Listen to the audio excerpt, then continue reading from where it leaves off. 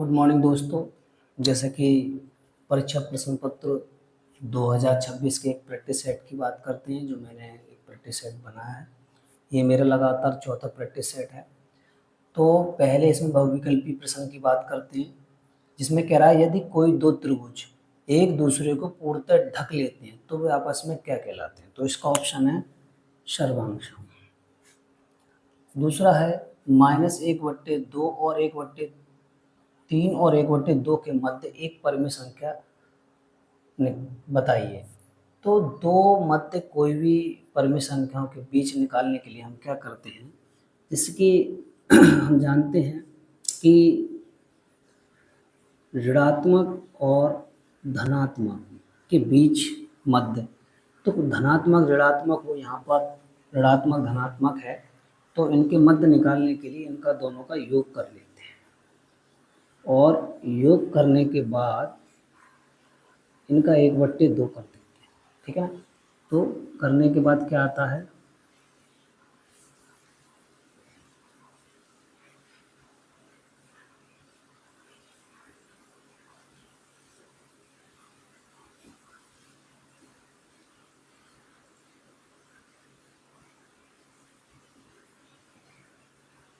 एक बट्टे 12। तो हमारा बी ऑप्शन सही है। इसमें हर बार एक क्वेश्चन जरूर पूछा जाता है इनमें से। तो हर बार कोई भी मध्य हो उसके बीच निकालने के लिए पहले हम क्या करते हैं, उन संख्याओं का पहले हम दोनों के मध्य का जोड़ करके, और इन दोनों का लासा 6 हुआ, भाग दिया हमने, 2 बार गया, -2 का ऊपर गुणा, 2 3 अच्छा 3 बार 3, और घटाने के बाद जो जिसके ज़्यादा होते हैं उसके बचते हैं, मल्टीप्लाई किया 1/12 है। तो हमारा ये सही है। इसके बाद एक बीजीय व्यंजक है कि 2x + 5 - z और माइनस का मान क्या होगा। तो इसके लिए भी देखते हैं।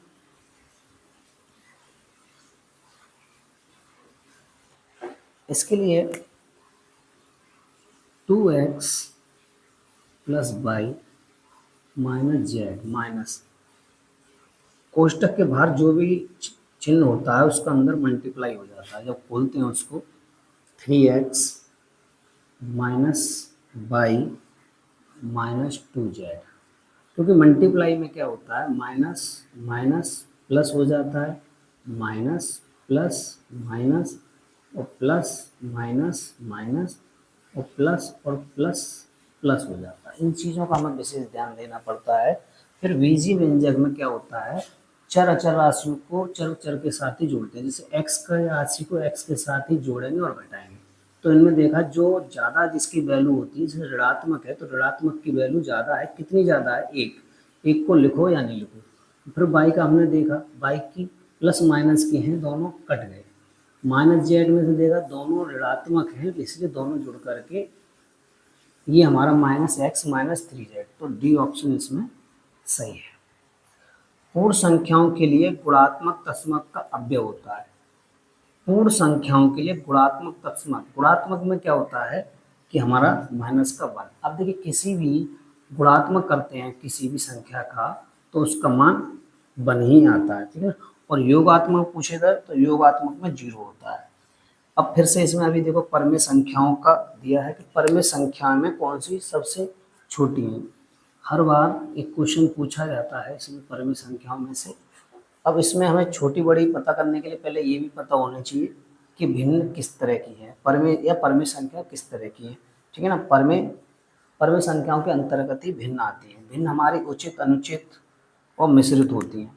तो इसमें ज़्यादातर देखो ये दोनों, अभी मैंने बताया था कि मल्टीप्लाई में माइनस माइनस प्लस होता है, तो ऐसे ही यहाँ पर भी ये माइनस माइनस प्लस हो गया, तो ये तो सबसे बड़ी हो गई धनात्मक, तो इससे कोई वैल्यू नहीं। अब ये दोनों हैं जो है ऋणात्मक, तो ऋणात्मक में हम क्या करते हैं, कैंची का गुणा करके भी पता कर सकते हैं। 6 6 36 और 5 7 35। अब हमने जब मल्टीप्लाई किया, लेकिन जो दोनों ऋणात्मक में है, ऋणात्मक में जो सबसे ज़्यादा बड़ी होगी वो उतनी ही छोटी होगी, तो हमारा क्या हो गया। और दूसरी बात यह है कि हम नीचे की संख्या का ऊपर वाली संख्या में भाग दे के भी पता कर सकते हैं। तो अभी हमारा इस दोनों में से कौन सी छोटी है, -36, मतलब 6/5। ठीक है ना। तो अभी देखिए इससे पहले जो मैंने अभी, यदि कोई त्रिभुज एक दूसरे को पूर्णतः ढक लेता है तो इस तरह के वो काफ़ी बच्चे डाउट महसूस करते हैं, तो उसको भी हम समझाने का प्रयास करते हैं। सर्वांग सम और समरूप में क्या होता है कि सर्वांग सम एक दूसरे के बिल्कुल समान होता है, जैसे कह सकते हैं आकार और माप दोनों के समान होते हैं। जैसे अभी थोड़ा सा समझने के लिए कहेंगे हम कि जैसे कि सर्वांग सम और समरूप, सर्वांग सम और समरूप में क्या होता है कि इसका आकार और माप दोनों समान है। इसका आकार और माप दोनों क्या हैं, दोनों समान, इसमें दोनों समान होते हैं। लेकिन केवल इसमें क्या होता है, केवल आकार समान होता है। इसमें क्या होता है, केवल आकार आकार समान होता है, ठीक है ना। अब इसमें ये क्या होता है, ये पूरी तरह से उसको ढक लेता है। ये सर्वांग सम क्या होता है, पूरी तरह से ढक लेता है।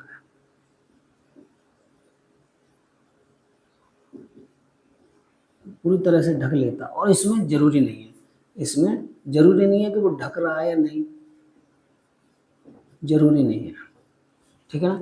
लेकिन इसमें क्या होता है, सर्वांग सम में सभी भुजाएं समान होती है, ये कंडीशन है इसकी कि सभी भुजाएं समान। इसमें क्या है, इसमें इसमें भुजाएं अनुपात में होती हैं, भुजाएं अनुपात में, इसमें अनुपात में होती है। अब अगर हम चित्र से बात करें तो चित्र से समझ लो, चित्र से अगर बात करें तो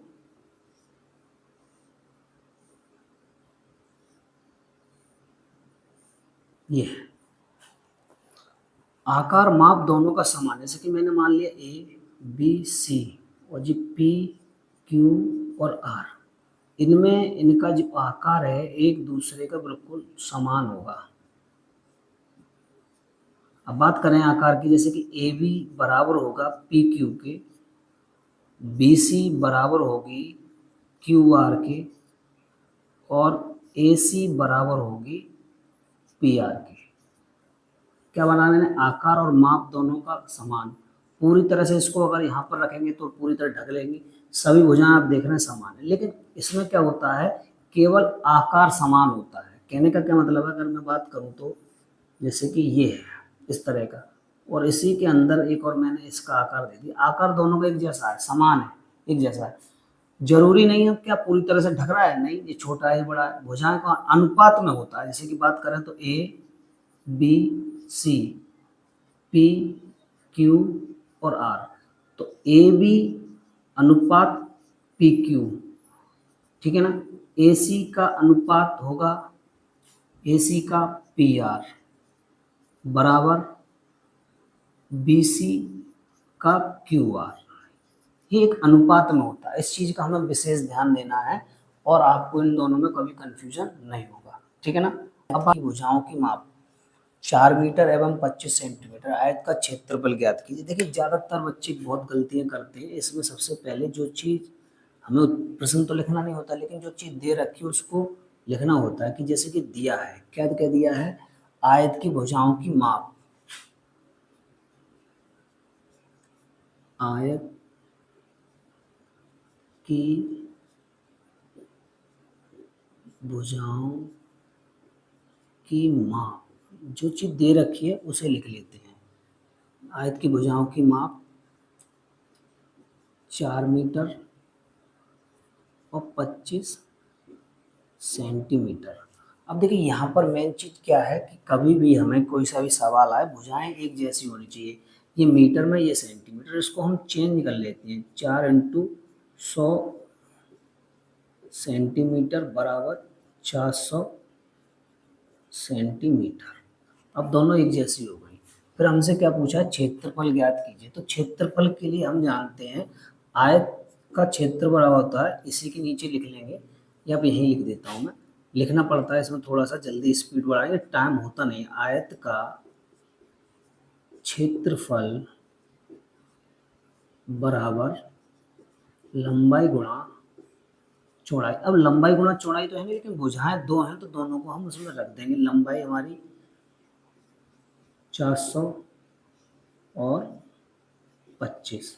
अब भुजाओं के दोनों की जो सेंटीमीटर सेंटीमीटर वर्ग सेंटीमीटर हो जाता है, तो सेंटीमीटर स्क्वायर, ठीक है ना।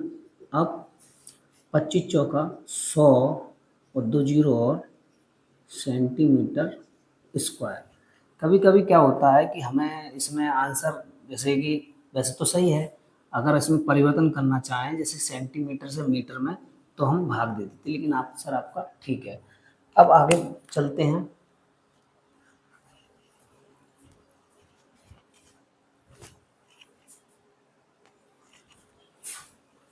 अगला क्वेश्चन है हमारा,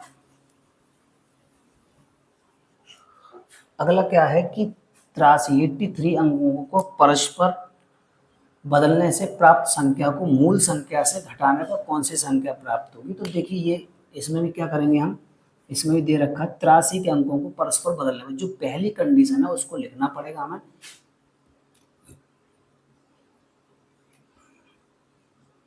83 के अंकों को परस्पर बदलने पर, बराबर। अब परस्पर इन अंकों को यहाँ पे बदलना है हम परस्पर आपस में, तो 38 आ रहा है। बदलने पर मूल संख्या से घटाने पर, अब आगे आपको लाइन लिखनी है इसमें, मूल संख्या को घटाने पर। अब मूल संख्या से, सॉरी, मूल संख्या से घटाने, मूल संख्या 83 में से 38 को माइनस कर देंगे, ठीक है ना। तो कितना बचा, 45, ठीक है ना। कितना बचा, 45। अब क्या कोई बात है कंडीशन, लेकिन कभी कभी क्या होता है बच्चे इसमें शॉर्ट में करते हैं, ये हम लिखते नहीं है। अब देखिए अति लघु वाले प्रश्न लिख के आने ही पड़ेंगे आपको। अगली बात करते हैं, x square minus 2x minus 24, इसको क्या कह रहे हैं, गुणनखंड कीजिए। देखिए गुणनखंड हर बार 1 या 2 नंबर का पूछा जाता है, क्योंकि बड़े होते हैं कुछ 2 नंबर के भी पूछ लेते हैं, ठीक है ना। तो इसका हमें ध्यान देना है। अगले करते हैं, तो गुणनखंड की देखते हैं कैसे करना है। X square minus 2x minus 24, इसमें गुणनखंड में क्या होता है, देखिए एक माइनस का आ जाता है, x square plus 3x plus 2, इस तरह प्लस का भी आ जाता है, यह दोनों जगह, एक जगह माइनस एक जगह प्लस, इस तरह का आ जाता है। लेकिन विशेषता क्या है, एक जगह गुणनखंड में इस तरह से भी आ जाता है कि 4x स्क्वायर माइनस 1 या 12x माइनस 2, ठीक है ना, इस तरह से आ जाते हैं। लेकिन अभी हम बात करते हैं अपने वाले गुणनखंड की, क्योंकि इसमें ये विशेषता है कि यहाँ पर जो चिन्ह है उसको देखते हैं, ये चिन्ह है, इन दोनों की बात करते हैं उनको देखते हैं। तो यहाँ पर कहने का क्या तात्पर्य है, घटा करके 2 आए गुणनखंड के, मतलब गुणा करके 24 आए, एक ऐसा हमें योग बनाना होता है। तो बनाने के लिए हमने देखा कि घटा करके 2 ऐसा कैसा हो सकता है। तो ज़्यादातर 24 किस टेबल में आते हैं उसको विशेष तौर से देखते हैं। तो हमने देखा कि 24 के भी टेबल में आते हैं, है नहीं। तो लेकिन अभी हम 24 में अगर देखते हैं कि घटा करके 2 तो आ नहीं रहे, किसी भी तरह से गुणनखंड कर रहे हैं, तो जैसे कि 24 एक कम 24, लेकिन घटा के नहीं आ रहे। फिर थोड़ा सा इससे कम लिया, 12 दूनी 24, मतलब कम से कम करते हुए चलते हैं, ठीक है ना। फिर 24 तो आ रहा है, लेकिन 12 में से 2 को हम घटा रहे हैं तो 10 आ रहा है, तो इसलिए ये कंडीशन नहीं बैठ रही, 2 आना चाहिए। फिर और चले हम, फिर हम और चले, 8 या 24, लेकिन 8 में से 3 को घटा रहे हैं फिर भी नहीं आ रहा है, नहीं। अब 6 चौक 24, देखो 1 2 3 4 क्रम से हम टेबल भी बनती जा रही है और देखती भी आ रहा है। अब 6 में से 4 जा रहे हैं तो 2 बच रहे हैं, ये कंडीशन होती है गुणनखंड करने की। इस तरह से हम करके पता कर सकते हैं, ठीक है ना। तो जब हमारा एक ये गुच्छा पता लगे, एक एंग सही से बन गया, तो उसी को हम उठा करके गुणनखंड में रख देते हैं, -6 माइनस 4x माइनस 24, ठीक है ना। 6 में से 4 2 बच रहे हैं, 6 चौक 24, ठीक है ना। फिर आगे बढ़ते हैं, माइनस के 6x minus minus plus 4x minus के 24। फिर इन जोड़ों में से देखते हैं क्या कॉमन है। x कॉमन है तो x माइनस 6, इसमें क्या कॉमन है 2, x माइनस 6 नहीं 4, ठीक है ना। अब 6 चौक 24। अब देखो ये आपके दोनों जोड़े सेम आ रहा है तो आपका सवाल अपने गुणनखंड सही किया। कभी कभी होता है सेम नहीं आते हो तो जो सेम है वो एक कोष्टक में और बाकी एक कोष्टक में, ये आपके क्या हो गए आपके गुणनखंड, ठीक है ना। इसी तरह से और भी हैं, मैं बाद में बताऊंगा, लेकिन अभी फिलहाल अपने टॉपिक पे ही बात करते हैं एक घनाभ के क्षेत्रफल। देखिए इसमें भी हमें क्या करना पड़ता है, पहले की जो चीज़ दे रखी है उसको लिखना बहुत ज़रूरी है, दिया है। और आप चाहें तो इसमें चित्र भी बना सकते हैं। स्पीड तो आपको बढ़ानी पड़ेगी। दिया है, क्या दिया है, घनाभ का क्षेत्रफल। क्षेत्रफल कितना दे रखा है 125 मीटर स्क्वायर, ठीक है ना। और क्या दिया है, ऊंचाई, ऊंचाई उसकी दे रखी है। ऊंचाई को ऐसे प्रदर्शित करते हैं 4.5 मीटर, ठीक है ना। तो उसका आयतन पूछ रहे हैं तो इसीलिए हम निकाल लेंगे इसमें घनाभ का आयतन। देखिए घनाभ का आयतन होता क्या है, लंबाई गुणा चौड़ाई गुणा ऊंचाई। तो लंबाई गुणा चौड़ाई तो हमारा क्षेत्रफल हो ही गया, तो डायरेक्ट हम लिख देंगे 125 गुणा 4.5 और मीटर क्यूब, ठीक है ना। अब इसका मल्टीप्लाई कर लेंगे दशमलव से नीचे।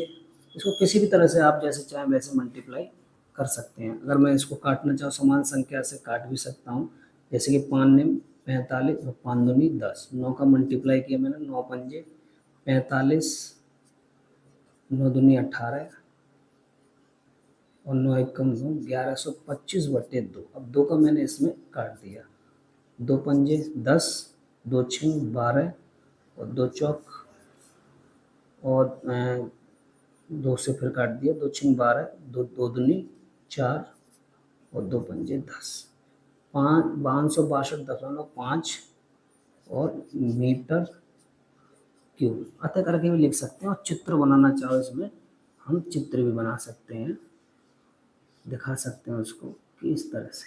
बात करते हैं पहले, अगर हमारा माध्य पूछा जाता है तो माध्य के लिए क्या होता है, माध्य के लिए होता है कुल पदों का योग बटे कुल पदों की संख्या। इससे फॉर्मूले से हम माध्य निकाल लेते हैं, जिससे कि ये दे रखे हैं इनका सभी का हम योग कर लेंगे। लेकिन अभी बात करते हैं माध्य का। माध्य का कैसे निकालते हैं, पहले जो चीज़ दिया है उनको हम आरोही या अवरोही क्रम में बना लेते हैं। पहले क्या करते हैं, ये तो अलग है, इसको मैच मत कर देना। तो पहले इसमें आरोही क्रम कर लेंगे, आरोही क्रम। आरोही क्रम में सबसे छोटा 2 3 4 5, 2 3 4 5,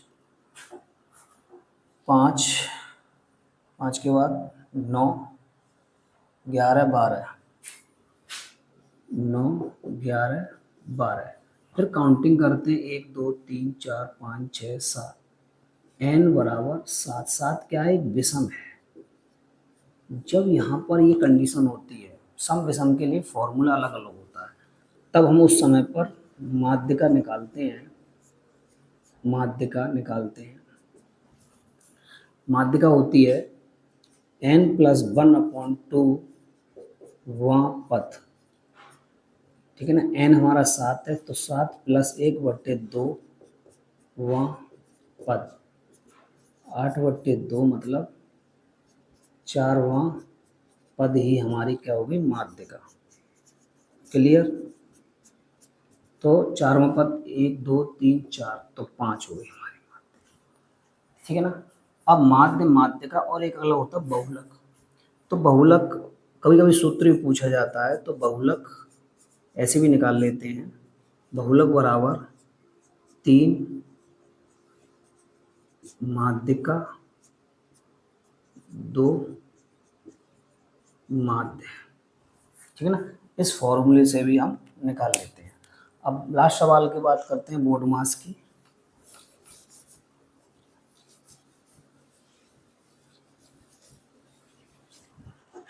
लास्ट सवाल बोर्ड मास में। देखिए बोर्ड मास का 1 नंबर का दे दिया है इन्होंने, 1 नंबर 2 नंबर में आते रहते हैं। बोर्ड मास में है क्या कि इसमें सबसे सिंपल जो इन्होंने कह रखा है बोर्ड मास, उसके नियम से ही हमें इसमें चलना पड़ता है।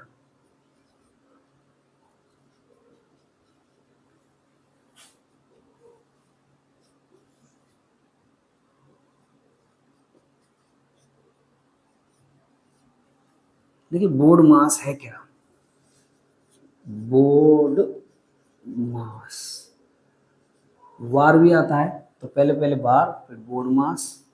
बोर्ड मास का मतलब bracket of divide multiply add subtract. Bracket मतलब ब्रैकेट में हमारा क्या आता है, छोटा कोष्ठक, मझला कोष्ठक और बड़ा कोष्ठक। क्रम बाय क्रम हम उनको सॉल्व करते हैं। अब इसमें जो चीज़ आपको दे रखी है, सबसे पहले छोटे कोष्ठक को, क्योंकि बार है नहीं, कभी कभी बार इस तरह से दिया होता तो पहले बार को सॉल्व करते हैं और किसी को इसी तरह से लिखते हुए जाते हैं जैसा आपका सवाल है। पहले हमने हटाया इस कोष्ठक को, तो 2 पंजे 10, 10 में से तो 3 बच रहे हैं, तो हमारा कौन सा कोष्ठक हट गया, छोटा।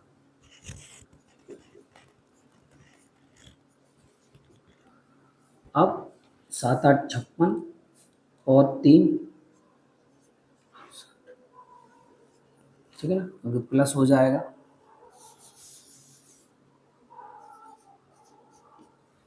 अब इसमें जब हमने इनको घटाया तो माइनस के निकल के आए और फिर 8 या 24 ऋणात्मक।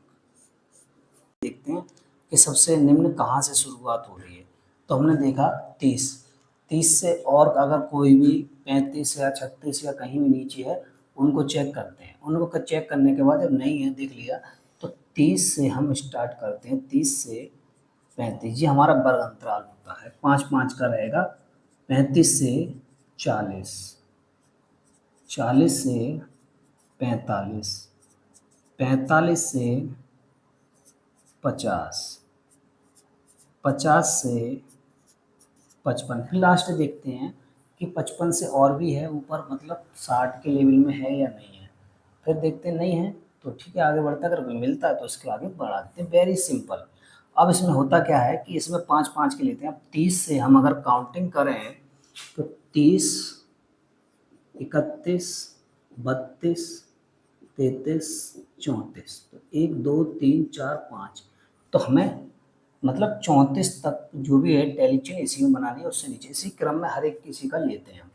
अब हमें ये उतारना नहीं होता है, ये मैंने उतार दिया। इस तरह का डायरेक्ट ही हम जो हमारे पेपर में देता है तुरंत उसी से बना लेते हैं, ठीक है ना। अब तुरंत ही हम 30 से, अब यहाँ से देखते हैं 30, तो हमारा डंडा बनाना है, हमें बस टैली चेन लगाना है उसमें। जैसे कि 30, 34 हमारा इसी में आएगा, 40, 47, 36, 49 हमारा इसमें आएगा, 50, 38, 48, लेकिन उंगली रखते हुए कहीं गलत नहीं हो जाए, 39, क्योंकि एक जैसे कभी कभी मिल जाते हैं, 42, फिर 42, 41, 31, 42। अब देखिए जब 42 एक और 22 में है तो 4 का जब गुच्छा होता है 5 से काटते हैं हम, 33, 54, 52, 44, 40, 44, 42, जब मैंने बताया अभी उसी में काटते हैं, फिर उसके बाद बढ़ते हुए जाते हैं। 5 का एक जोन बन जाता है, 43, 1 2 3 4, अब देखिए 4 हो गए, फिर से मुझे काटना है, 40, फिर 40, फिर 42, फिर 37, 35, 47, 46, नहीं सॉरी 47 नीचे वाले में आएगा, और 37, 45, 54, 36, 38, 48, 39, 52, 47, 38 और 48। इतना करने के बाद हम क्या करते हैं, फिर उसकी बारंबारता देखते हैं। बारंबारता मतलब कितनी बार वो आया है, उसकी काउंटिंग कितना है उसे जोड़ लेते हैं। अब ये 4, अब इसमें जो हमने काटा ये 5 हो गया, 5 और 4 9, 5 और 5 10 और 13, 5 और 8, 8 और 5, ये हमारी बारंबारता। फिर एक बार हम काउंटिंग करके देख लेते हैं कोई नंबर छूटा या नहीं, ऐड भी करके देख लेते हैं, ठीक है ना। अब जैसे कि 8 और 13 21, 21 30, और एक नंबर का मुझे डाउट लग रहा है ना, क्योंकि पूरे 40 के करीब होना चाहिए। 8 और 21 और 30 39 है, एक नंबर कहीं चला गया है, तो जल्दबाजी में एक किसी में रह गया है वो नंबर, क्योंकि ये 40 होंगे, इसको काउंट करो 1 2 3 4,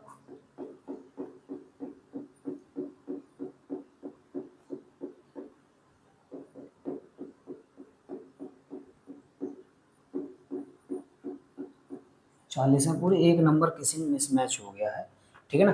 अब उसके बाद हर बार एक सवाल पूछा जाता है, इसमें हमको क्या करना होता है कि इस पे विशेष ध्यान देना पड़ता है, क्या पूछ रहे हैं और किससे पूछ रहे हैं। तो इससे देख करके हम हल डालेंगे कि x plus 1/x is equal to बराबर 15। ये एक तरह का एक आपका समीकरण है, इसको समीकरण डाल दें या नहीं डालें कोई बात नहीं है, लेकिन आपकी चॉइस है। तो यहाँ पर देख करके यहाँ पर हमारा क्या है, यहाँ पर हमारा घन है दोनों में, तब हमें यहाँ पर वर्ग भी पूछा जाता है, अगर वर्ग पूछा जाए तो वर्ग करेंगे, घन है तो दोनों पक्षों का, दोनों पक्षों का घन करने पर, घन कर दीजिए x प्लस 1/x का होल क्यूब और 5 का क्यूब। घन करने पर हमें इनके सूत्र पता होना चाहिए। सूत्र वैसे भी आपके अभी a प्लस बी का whole square, a minus b का होल स्क्वायर, ये आपको आना चाहिए। a का स्क्वायर माइनस बी का स्क्वायर, a प्लस बी का whole cube, a minus b का होल क्यूब, a का क्यूब माइनस बी का क्यूब, a का क्यूब माइनस बी का क्यूब, ये आपको सूत्र आने चाहिए, ठीक है ना। उन्हीं के आधार पर इनको खोलते हैं। अगर बात करें x प्लस 1/x का क्यूब, इसको खोलेंगे तो इसको विशेष ध्यान देते हैं, जिन पे कोष्टक है उन पे कोष्टक नहीं आते, जिनके कोष्टक नहीं उन कोष्टक में। तो इसका कैसे खोलेंगे, प्लस में a का क्यूब प्लस बी का क्यूब प्लस 3ab कोष्टक में a प्लस बी, माइनस होता है वो माइनस अभी में चला जाता है, -3ab कोष्टक में a माइनस, जैसे कि मैंने बताया जिनके कोष्टक नहीं उन्हें कोष्टक में लिखते हैं, a प्लस बी एक कोष्टक में, दूसरे में a square plus b square, यहाँ प्लस का इसलिए एक माइनस का लेते हैं, और माइनस में क्या होता है, एक माइनस में और इसमें बाकी प्लस में। थोड़ा सा ध्यान देना, इसमें क्या होता है, एक कोष्टक a माइनस बी, दूसरा a प्लस बी, इसको तो सब जानते हैं, a square plus 2ab plus b square. ऐसे भी लिख सकते हैं कि a square plus b square minus 2ab, चाहे इधर लिख लो माइनस या इधर लिख लो, उससे कोई दिक्कत, ठीक है ना। ये हमें सूत्र पता होना चाहिए। ये करने के बाद अब हम सूत्र की सहायता से इसको खोल लेते हैं।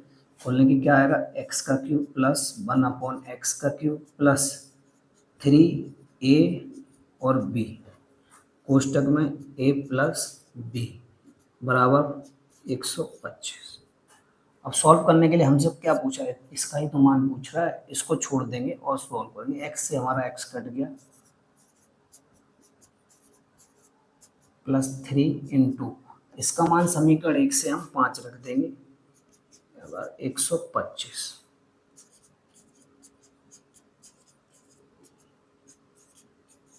ये इधर प्लस के हैं, ये उठकर जब इधर जाएंगे तो माइनस के हो जाते हैं 15। जब घटा देंगे इसमें से तो 110, ठीक है ना। इसमें लिख देंगे फिर कि x³ + 1/x³ = 110।